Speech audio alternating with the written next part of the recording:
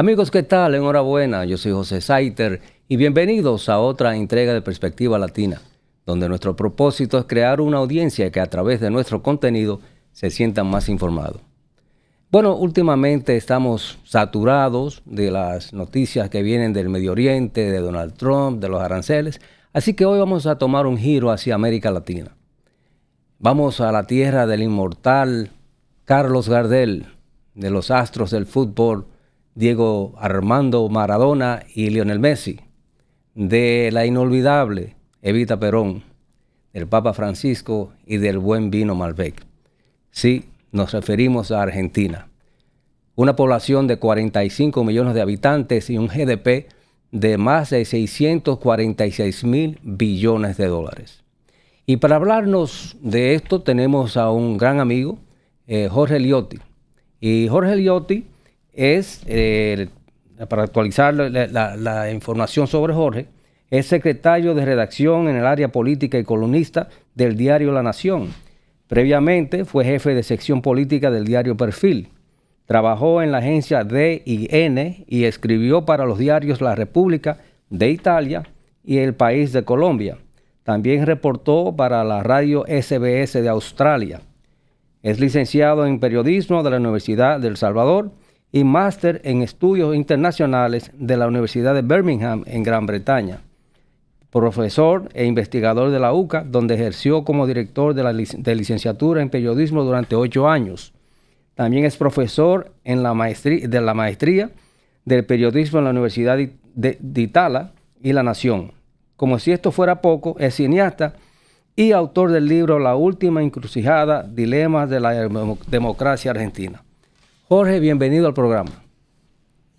¿Qué tal, José? Es un gusto para mí estar en contacto, en conversación con vos. Como hablábamos fuera de cámara, te dije que me di la tarea de leer y ver a través de YouTube el historial de ese gran país que es Argentina. Un país lleno de historia, de muchas cosas positivas, pero a la vez también un país resiliente, yo puedo decir. Y quería hablar contigo sobre la situación actual de Argentina. Por ejemplo, tenemos a un presidente que inicialmente en su discurso de inaugural dijo no hay plata. Fueron las famosas palabras pronunciadas por el presidente Javier Milei cuando pronunció su discurso el 10 de diciembre del 2023. Aparentemente Argentina continúa sin plata, de acuerdo a la reconocida periodista argentina Viviana Canosa. Según ella, Argentina va a la quiebra, el dinero no alcanza, el consumo no repunta, las reservas no crecen, se hace difícil coger prestado, salen más dólares de lo que entran, aumento del desempleo, crisis en el sector turístico. ¿Qué tú nos puedes decir, Jorge? Bueno, José, estamos llegando a la primera mitad del mandato de Milei. En diciembre se van a cumplir 2 años y en lo que tiene que ver, primero, lo económico es definitorio para el gobierno de Milei, no solo porque él es economista, el primer presidente economista en la Argentina, en la historia argentina, sino porque el mandato que recibió en el 2023 fue esencialmente económico. Estaba vinculado a la necesidad de ordenar la macroeconomía y de bajar la inflación. La Argentina históricamente ha tenido problemas de picos de inflación y de inflación base muy alta. Para que tengamos en cuenta, en el mes que asumió Milei, veníamos de un 12% en noviembre y en diciembre fue del 25% mensual. Entonces, el primer objetivo que se trazó Milei fue el ordenamiento macroeconómico, reducción muy fuerte del déficit fiscal. De allí la frase no hay plata, recortó partidas para obras públicas, partidas a las provincias, ajustes en la estructura del Estado, en fin, cortes en las jubilaciones. Fue un cambio muy drástico, un ajuste muy drástico, y esto tuvo un efecto positivo y uno negativo. El positivo fue que empezó a lograr una baja de la inflación bastante sostenida. Para que tengamos en cuenta, el último mes que se conoció, que fue el mes de mayo, la Argentina tuvo una inflación del 1,5% mensual. Es decir, que está entrando en una senda mucho más razonable que la que estaba en aquel momento. También hubo un ordenamiento macroeconómico, estaba muy desquiciado el esquema de gastos del Estado, había una relación tóxica entre el Ministerio de Economía y el Banco Central, no había reservas, entonces todo lo que tuvo que ver con el ordenamiento macroeconómico es un activo de Milei y la gente mayoritariamente se lo reconoce. Lo que está ocurriendo es que no está pasando todavía, es que haya una redinamización de la economía como para que pueda haber una recuperación del salario, de las jubilaciones, de las prestaciones sociales. Y eso yo creo que la demanda social empieza a mutar en ese sentido. La Argentina está con un esquema cambiario que muchos economistas consideran desfavorable porque está con un dólar muy bajo, entonces el país es caro para exportar. Y esto obviamente la Argentina lo vio en los 90, que había un esquema monetario de convertibilidad que unió el peso con el dólar 1 a 1, y la Argentina se volvió poco competitiva, al poco tiempo tuvo recesión, después problemas de desempleo. Ese peligro está en el horizonte. El gobierno dice que no va a ocurrir porque la economía se va a recuperar rápidamente, pero yo diría que hay una tensión entre dos momentos económicos. Si la recuperación llega antes para que no haya recesión y desempleo, o si empieza a haber un enfriamiento económico porque la Argentina es cara, no es competitiva y en consecuencia empieza a sufrir efectos negativos. Tu perspectiva al respecto, Jorge. ¿Cómo tu proyecto, pues, o sea, tú ves esa situación hacia el futuro, o sea, de tu perspectiva, o sea, de tu pensar? Yo creo que hay un punto de inflexión muy importante en octubre, porque hay elecciones legislativas, las de medio término, se renueva la mitad de diputados y 1/3 del Senado. Es absolutamente indispensable que el gobierno logre una amplia victoria en esa elección y además que haga una interpretación virtuosa, profunda, de lo que implica ese triunfo, porque va a necesitar más musculatura política, porque va a necesitar de alianzas más sólidas con los sectores que le pueden aportar las mayorías que todavía le van a faltar aunque gane la elección, y ahí podrá avanzar con una serie de reformas que son las que siempre acá se denominan como reformas estructurales, que son reforma laboral, una impositiva y una jubilatoria. Si logra avanzar en una agenda de reformas que dinamiza el mercado laboral, en la Argentina todavía las leyes laborales son bastante viejas y rígidas, si logra mejorar el esquema impositivo para que lo que hoy son las quejas de los sectores productivos que no pueden soportar lo que ellos llaman el costo argentino, que básicamente es un costo muy fuerte en términos de impuestos. Bueno, si todo eso empieza a ocurrir, yo creo que el gobierno tiene una chance de prevalecer sobre los riesgos de recesión y desempleo. Si no hace esa lectura, si no amplía su margen de acción política, yo creo que le va a costar mucho y se va a empezar a resentir en la segunda mitad de su mandato. Tú sabes que hay una similitud increíble entre Milei y Donald Trump, porque el sistema de gobierno de Argentina es similar al de los Estados Unidos, o sea que tiene la parte ejecutiva, la legislativa y la judicial. Y entonces aquí se ponderaba la situación del presupuesto nacional, de que si Donald Trump no lograba de que el presupuesto nacional, que finalmente se pasó 51-50 en el Senado, pero tiene que ser ratificado por la Casa de Representantes, entonces tiene problema Donald Trump porque no pasa su agenda. Y algo parecido parece que, o sea, que puede suceder allá en Argentina, en esta situación con Milei, que Milei aparentemente son amigos, tanto No. Donald Trump.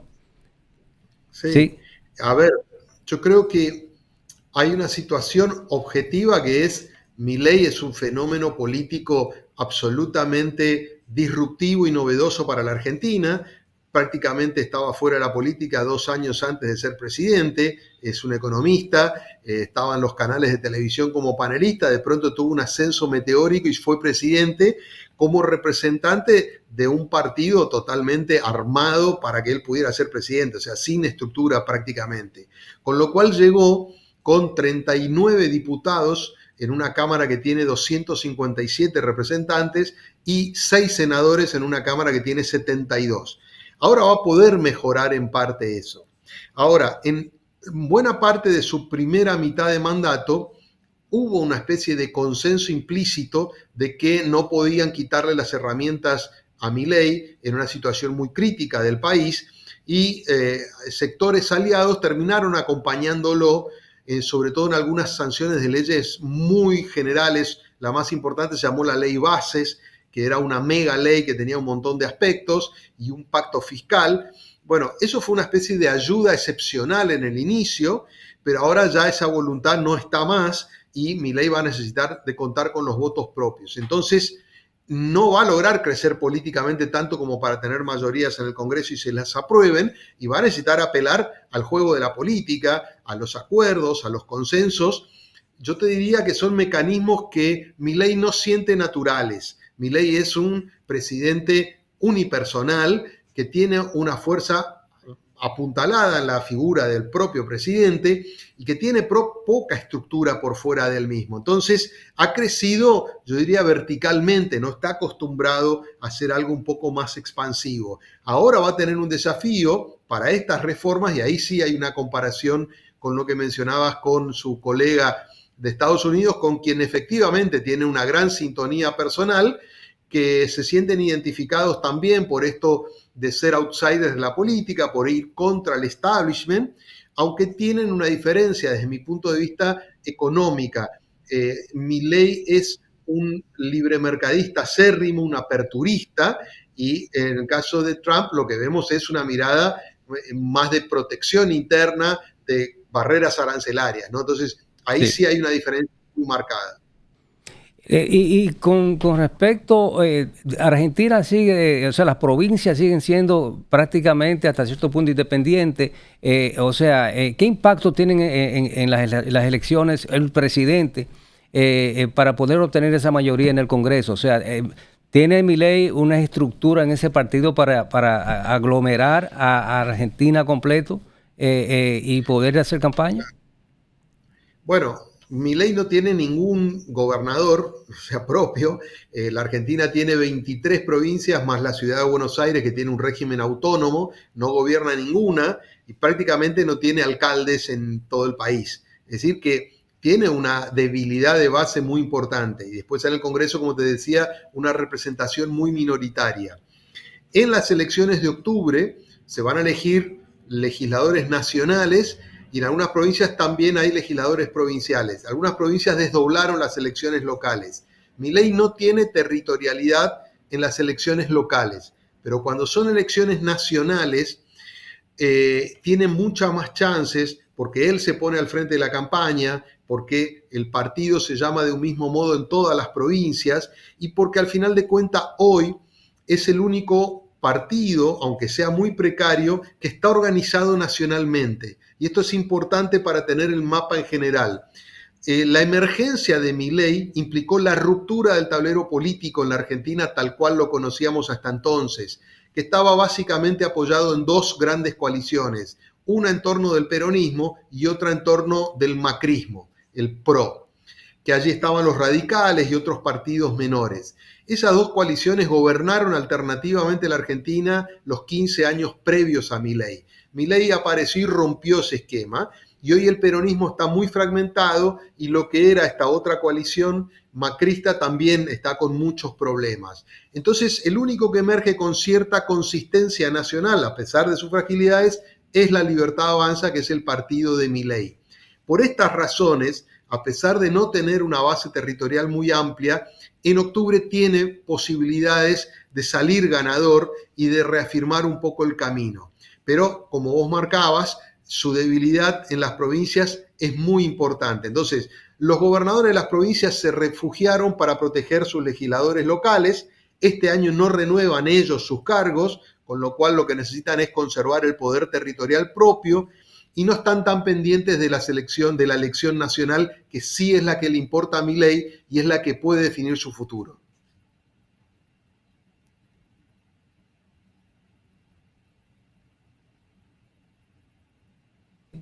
En otro orden, Cristina Kirchner, ¿cuál es la situación actual de la expresidenta de allá de Argentina? Bueno, la expresidenta digamos, recibido una condena en su instancia final por la Corte Suprema hace 2 semanas atrás, con lo cual en este momento está detenida en su domicilio. Pidió la detención en prisión domiciliaria, está en un departamento en el barrio de Constitución, en la capital federal. Eso desde el punto de vista judicial. Ella está condenada en una causa que acá se conoce como vialidad, que básicamente tiene que ver con haber facilitado obras para algunos empresarios en particular muy cercanos a la familia Kirchner, quienes les devolvían estos favores a partir de alquileres en los hoteles y en inmuebles que tenían los Kirchner. Esta es la investigación judicial y esto tuvo distintas instancias y finalmente la Corte Suprema falló hace 2 semanas. Antes de que fallara la Corte Suprema, Cristina Kirchner había dicho que se iba a postular para diputada en la provincia de Buenos Aires, es decir, como legisladora provincial. ¿Por qué hacía esto y no iba a un cargo nacional? Bueno, porque la provincia de Buenos Aires es el bastión electoral del kirchnerismo y ella necesitaba presentarse para reafirmar ese vínculo, para evitar que esta elección que se va a hacer anticipadamente, se hace en septiembre, las nacionales en octubre, el peronismo y el kirchnerismo pudiera tener un buen resultado y garantizarse de algún modo el control de la provincia de Buenos Aires. Ahora ha quedado invalidada, el fallo es de 6 años de prisión y inhabilitación perpetua para ejercer cargos públicos. Esto ha sido una bomba importantísima para el peronismo, porque si bien ya Cristina Kirchner tenía un poder menguante, fijémonos que ha pasado de ser presidenta de la Nación a ir por una sección electoral de la provincia de Buenos Aires, es el corazón del poder kirchnerista, pero ya en una localización muy puntual en la provincia de Buenos Aires, pero la expectativa de que ella pudiera ser candidata naturalmente que estaba. Y entonces, saliendo de la cancha ella, aparecieron tensiones que estaban muy evidentes, pero que ahora se potenciaron, en el sentido de que, bueno, hay un proceso de liderazgo de Cristina, que además es presidenta del PJ, del Partido Justicialista, del peronismo, que probablemente ahora tenga que dejar también. Hay un proceso de transición de ese liderazgo. Yo creo que en esta elección el peronismo en la provincia va a tratar de ir unido porque de algún modo su detención ha forzado a aquellos que venían cuestionando a Cristina internamente a jugar juntos, porque si no sería visto como un gesto de deslealtad o de traición. Pero está claro que una vez que pase esta elección de medio término, el peronismo va a empezar a movilizarse para encontrar un nuevo liderazgo, para volver a ser competitivo y si pierden la elección de octubre, para no volver a perder. El peronismo ganó su última elección en el 2019 de las nacionales y después perdió en el 21, en el 23 y si pierde ahora serían 3 consecutivas. Entonces yo creo que la situación de Cristina es de tratar de mantener alguna centralidad, pero con muchas dificultades. Ella está encerrada en su departamento, puede hacer llamadas, puede hacer videoconferencias, pero por ejemplo tiene que pedir autorización si alguien quiere ir a visitarla. Esta semana ha estado en la Argentina el presidente de Brasil, Lula da Silva, por una cumbre del Mercosur, ha pedido autorización, le han dado, bueno, ha ido a visitarla, pero está en una situación naturalmente mucho más compleja para construir conducción política y liderazgo como lo hacía hasta ahora. Definitivamente. ¿Y quién pronostica tú que puede llenar ese vacío de Cristina? Es una pregunta medular, José, porque no tiene una respuesta única y clara. Quien venía disputando ese poder más, yo diría frontalmente, sobre todo en la provincia de Buenos Aires, es el actual gobernador de la provincia, Axel Kicillof, que es un referente histórico del kirchnerismo y te diría de Cristina, ha crecido políticamente de la mano de Cristina, fue su ministro de Economía en el último mandato como presidenta y ha llegado a la gobernación de la provincia impulsada por el kirchnerismo. Pero empezó a haber ruidos porque Kicillof de algún modo estaba reclamando transformarse en el nuevo líder y Cristina lo venía de algún modo marginando o limitándolo, especialmente en función de que el hijo de Cristina Kirchner, Máximo Kirchner, una figura muy importante en el kirchnerismo, que es el jefe de la cámpora, la rama juvenil del kirchnerismo, tiene un enfrentamiento con Kicillof muy fuerte. Eso empezó a tensionarse cada vez más al punto de que hoy ya hay una rivalidad. Van a tratar de ir juntos en esta elección de la provincia de Buenos Aires, pero está claro que tienen líneas distintas. Entonces, Kicillof emerge en primer lugar como un posible relevo. Le falta todavía un recorrido para ser un liderazgo reconocido dentro de la provincia, donde ahí yo diría que el kirchnerismo todavía le tiene muchos recelos, y también en el resto del país. El turismo del interior del país aparece muy desentendido de esta discusión por los liderazgos. No hay todavía gobernadores que hayan emergido con naturalidad para tratar de disputar ese poder. Pero también es cierto que la figura de Cristina siempre obturaba esa renovación, desde el punto de vista del liderazgo, desde el punto de vista doctrinario, del discurso. Entonces, yo creo que ahora hay una percepción de que Cristina va a ir diluyéndose progresivamente porque no tiene más posibilidades de postularse, y eso yo creo que probablemente empiece a dinamizar este proceso. De partida diría que Kicillof es el único que emerge con claridad. Como dije anteriormente, Jorge, Viviana Canosa dice que el turismo en Argentina está en crisis. Yo he tenido la oportunidad de visitar tu país, es hermoso, me encantó. ¿Cómo tú ves esa situación? ¿Está afectando la situación actual el turismo allá en Argentina? Bueno, está afectado por el motivo que mencionaba anteriormente, que es el tipo de cambio.